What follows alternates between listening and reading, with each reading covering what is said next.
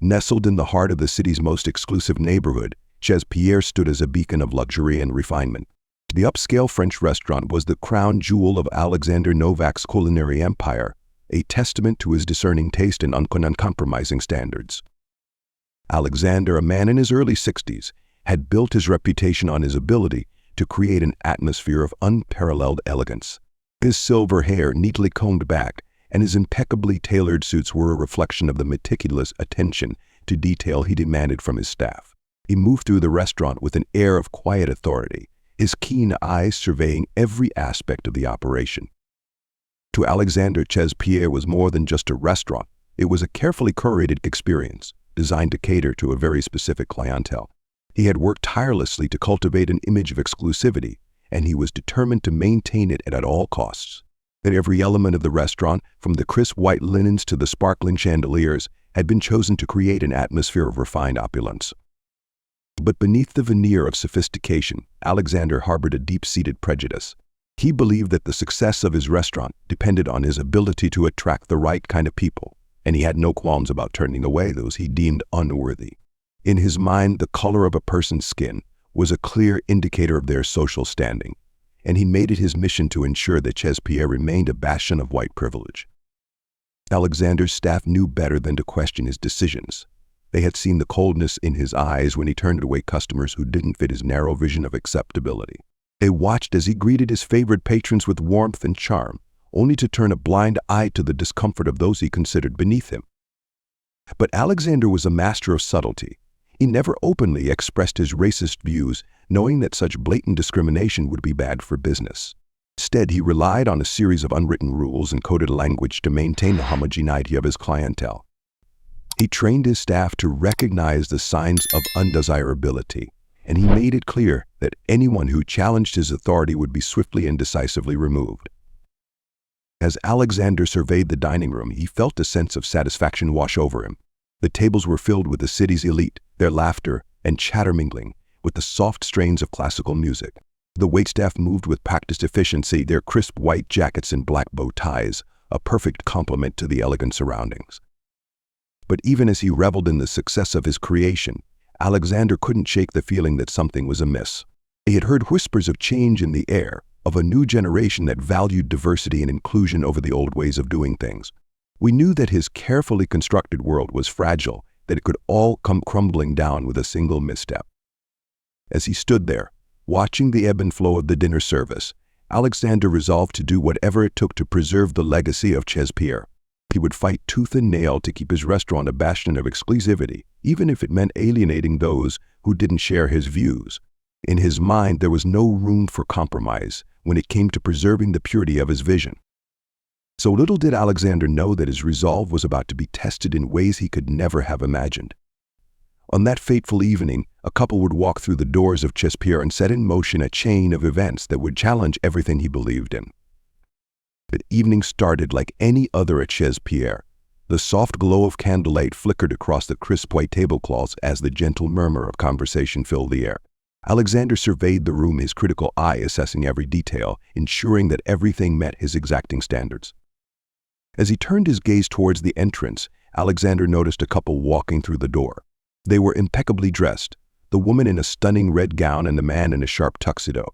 But as they stepped further into the light, Alexander's eyes narrowed. The couple was black. For a moment, Alexander felt a flicker of annoyance. It wasn't that he had anything against black people, he told himself. It was just that they didn't fit the image he had so carefully cultivated for Chez Pierre. They didn't belong in a place like this. As the hostess approached the couple, Alexander watched with growing irritation. He had trained his staff to be discreet, to find subtle ways to discourage undesirable patrons.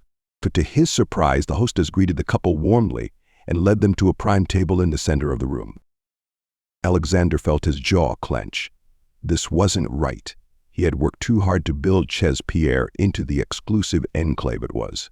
He couldn't allow this couple to disrupt the carefully cultivated atmosphere. With determined stride, Alexander made his way over to the table. Up close, he could see the couple was even more impressive than he had initially been thought. The woman had flawless ebony skin and a regal bearing, while the man exuded an air of quiet confidence. "Good evening," Alexander said, his voice dripping with insincere charm. I'm Alexander Novak, the owner of Pierre. But I don't believe I've had the pleasure of meeting you before." The woman smiled, her teeth a dazzling white against her dark skin. "I'm Karen Thompson, and this is my husband, Michael.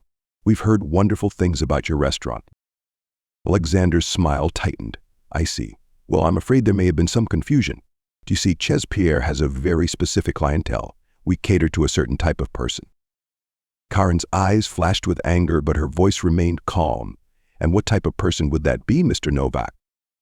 Alexander hesitated, choosing his words carefully. "Our patrons are typically those who are accustomed to a certain level of luxury, those who appreciate the finer things in life." Michael leaned forward, his eyes boring into Alexander's. "Are you suggesting that we don't appreciate luxury? That we don't belong here?" Alexander felt a flush of anger rising in his cheeks. How dare this man question him in his own restaurant? "And I'm simply saying that Pierre has a reputation to uphold. We have certain standards that must be maintained." Karen's voice was icy. "And those standards include discriminating against people based on the color of their skin." Alexander's eyes narrowed. "I don't appreciate what you're implying, Mrs. Thompson. I think it would be best if you and your husband left now." For a moment, the restaurant fell silent. The other patrons watched the exchange with a mix of curiosity and discomfort. Alexander could feel their eyes on him, could sense the shift in the room's energy. Karen rose to her feet, her movements graceful and deliberate. "Very well, Mr. Novak. We'll leave. But mark my words, this isn't over. You'll regret the day you decided to treat us like second-class citizens." With that, Karen and Michael strode out of the restaurant, their heads held high. Alexander watched them go, a sense of unease settling in the pit of his stomach. He had dealt with difficult customers before, but something about this couple felt different. As he turned to head back to his office, Alexander couldn't shake the feeling that he had just made a terrible mistake. Little did he know that his actions that night would set in motion a chain of events that would ultimately lead to his downfall. The seeds of change had been planted, and nothing would ever be the same at Pierre again. In the days following the incident with Karen and Michael Thompson, Alexander tried to put the unpleasant encounter out of his mind. He had more pressing matters to attend to, like the upcoming review from a prestigious food critic that could make or break Pierre's reputation. But despite his best efforts, Alexander couldn't shake the nagging feeling that he had made a powerful enemy. He had heard whispers about the Thompsons, about their influence and their wealth. They were not the kind of people to be trifled with. As he sat in his office, poring over the restaurant's books, Alexander was startled by a knock at the door. His assistant, a young woman named Emily, poked her head in. "Mr. Novak, there's a woman here to see you. She says it's urgent." Alexander frowned. "Who is it?" "It's Karen Thompson." For a moment, Alexander felt a surge of panic. What could she possibly want? Had she come to make good on her threat? Taking a deep breath, Alexander composed himself. "Send her in." Karen swept into the room, her presence commanding and her gaze sharp. She was dressed in a sleek black suit, her hair pulled back in a tight bun. "Mr. Novak," she said, her tone clipped, "I believe we have some unfinished business to discuss." Alexander rose to his feet, his expression guarded.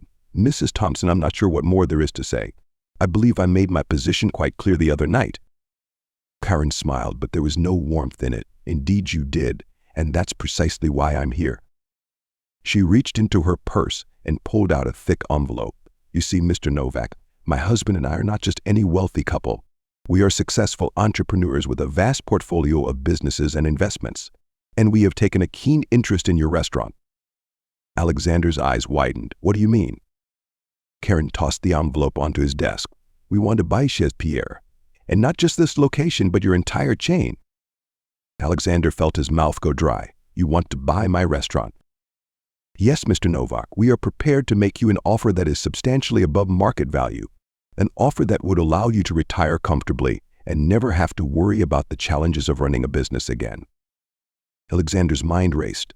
The offer was tempting, there was no denying that, but the idea of selling his beloved restaurant to the very people he had scorned was galling.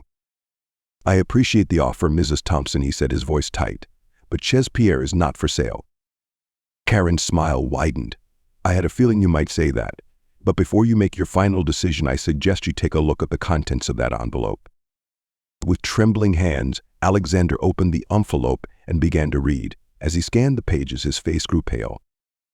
Inside were detailed accounts of his discriminatory practices, his coded language, and his subtle ways of turning away undesired patrons.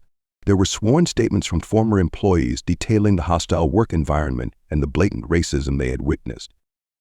But most damning of all were the financial projections. The numbers showed that without a significant influx of capital, Chespierre would be bankrupt within a year. Alexander looked up at Karen, his eyes wide with shock. "How did you get all of this?" "Mr. Novak, you underestimate the power of a determined woman with resources. I have made it my mission to expose the ugly truth behind your facade of elegance and refinement, and I will stop at nothing to see justice served." Alexander's mind was reeling. He knew that if this information got out, it would destroy him. His reputation would be ruined, and his business would crumble. "What do you want?" he asked, his voice barely above a whisper. "I want you to accept our offer," Karen said. "Sell us Chespierre, and we'll make all of this go away. To refuse, and we'll make sure that every news outlet in the city runs this story. You'll be finished." So Alexander felt trapped, caught between his pride and his fear. He knew that Karen had him cornered, that he had no choice but to accept her offer. But even as he reached for a pen to sign the papers, Alexander couldn't shake the feeling that he was signing away more than just his restaurant. He was signing away his very identity, everything he had worked so hard to build.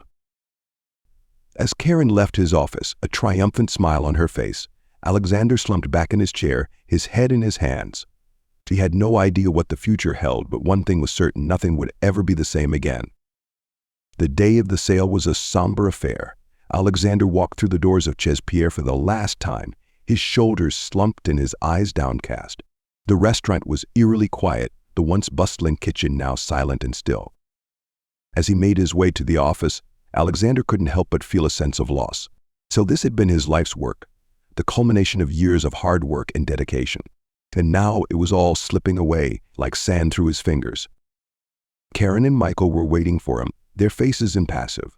They had brought their lawyers, a team of sharp-suited men and women who eyed Alexander with barely concealed disdain. The signing of the papers was a mere formality. Alexander's hand shook as he scrawled his name on the dotted line, sealing his fate. With a few strokes of a pen, Chespierre was no longer his.